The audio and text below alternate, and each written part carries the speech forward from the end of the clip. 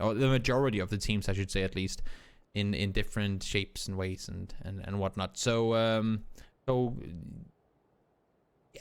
even though there's no point system and there's no, there's a point system, but there's no leaderboard and there's no prize pool, there's no nothing. Believe me, these teams will do their all-out best to try and bring home the wins, try and play as best as they can. Also, of course, I mean, I guess it does add something to it when you're a viewer and there's almost 1,700 of you. When you're a player, I should say, there's almost 1,700 viewers. That does put I guess some pressure, even though it's not you sitting in a big stadium playing in front of a big crowd. It's still, I mean, knowing there's a chance that your great headshots are being shown or your wise rotations and all that stuff. I feel like that should add something to it. Let's see. 7 DA, are they going to commit to the compound, both of them, or are they not? Mithralius, well, he's going in this direction. So is 2 of the guys in 7. This could be interesting. Edelweiss is already inside. Mithralius opened the door, realized that, now runs to the other side. UMP, not the weapon of choice, I would have to assume. He is alive, though. He got the UMP up as well. Nice angle, even headshots won. Unfortunately, UMP doesn't really do a whole lot of damage, and he is going to go down. Mithralius gets fouled way early on. All the coaches, as you can see, they're drowning. And once again, DA in trouble early on. Circle, it's gonna pop. It's gonna end right where? It's gonna end right there. Right here, this game is gonna end. Between this area and this area, the game will end. Maybe I'm wrong, but that's my prediction. That is my prediction for this one. So we lost one. We've lost a DA player, and I'm thinking, with how alone Timhim is, we'll call him Timhim, that we should be getting a whole lot more out of this. 7 pushing in, smart place there, pushing up here, and it works out. Gets the kills. 2 down for DA early. Tough one to get working your way, unfortunately. That is that's a tough start to the game. It's the second game on Sanok that they didn't really manage to get going their way. And now let's see. Oh, Upa spotted out, tried to make them run around the side. Spiro shooting a bit over towards him. 6 though now found as well. Seems like 7 really want to take the fight to DA. They've lost 2. Now they lost the 3rd, and Murder's by himself. This nade is gonna bounce forward. It's gonna lob on over, but too short. And here goes Mert by himself. No helmet, no backpack, a AK and a Vector. This is not optimal, and this is what he's forced to do. Prone down, heal it out, and chill. At least for a little while longer. At least from the next patches onward, he'll be able to take less damage from the nades, you know. But he is continuing the run, trying to get away. And that's the way. 7 annihilated. DA. Fight. It continues further up north. Ooh, nice headshot from Ubi from... not only is there a little bit of distance to it, but it was mid-air as well. This is a tricky one to land. Buster was knocked. You can see Recron through a smoke down. Should be able to get him back up on his feet. Diaz from the side. Tries to hold off against Kump, but they know he's over behind that rock. Just can't really seem to find the angle on towards him. You do still have Aaliyah and Example up on the hilltop, and you gotta say, I mean, even though Tornado loses 1, they're still a damn scary team. We saw them play in JL Season 4 qualifiers just last weekend, or the week before last week, I guess, technically. But they were playing really well. They are a team that is on point right now. They have gotten the players in... not in shape, what do you say? They've just gotten things dialed in. And I don't think they mind losing some players early in scrims, because I think they use scrims to find their, like, how much they can really aggress.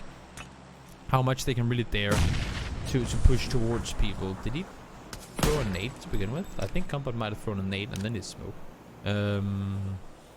But I think that's why they tend to lose players early in scrims, Tornado Energy, because they try to go even more aggressive. So trying to find out what's the limit, what's the best way we can do this.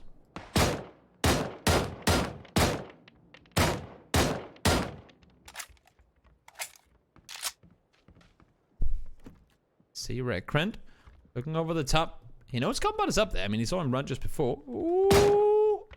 Ooh. Oh, you don't want to get tagged up. This gun is so damn beastly. I'm so glad we don't have the QBU on other maps. That would just, that would be way too disgusting. Thunder Boys, well, they have a crate if they want to go for it.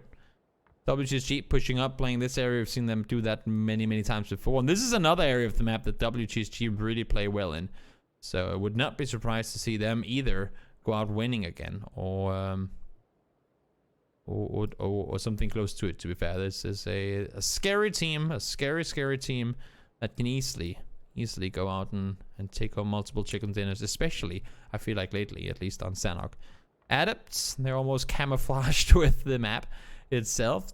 It seems like they're letting ends run past. I don't think they're aware. You do have, oh, actually I thought Nuki was up on the hill, so you can actually, for those of you guys who didn't know, you can get up here pretty simply. You can get up on top of these rocks, and I thought that he would be up here, but I guess fortunate for him he's not, because that would have been a lot of Ents players that would have been looking at him. You can see they are looking around, and they don't want to push straight into Paradise because they think there's probably gonna be someone around there. And I think it's a smart idea for them not to. I think it's a smart idea for them not to push that far up north. Phase 4 vehicles rotating forward side by side with Northern Lights team. If you're Perfectix and Deep here, if they've heard this, they might just want to tell Battlein and Spiro to take a look out the window, because there's a full team coming your way, and I think that's exactly what's gonna happen. Fuzzface not flipping the vehicle, but headshot it and spins out as well. That should be one more attack, and that's the knock coming in. The attack with the AK. Oh my lord, Gustav. He goes down as well. That's Battlein, massive help. He had Spiro completely isolated, and well, Face there on the run now. Upa tries to get away. 8C has to commit to the compound to get inside, get safe to some extent, and gotta say, Battlein perfect position to help out Spiro, because he was miles out in the open court trying to reload, and well, there was Battlein around the side finding the knock on towards Gustav. So Face losing 2 early on. And now we have Ents trying to push forward. They're making their way over towards Tornado Energy. You can see them just inside here. They're sitting around waiting. They've heard all of them. The entirety of Ents is trying to push around the side of the Paradise Resort. Never want to find yourself caught inside there. New Circle Pups, where are we headed? Oh my lord. Is it gonna happen? Is it really gonna happen? There's a big chance it will.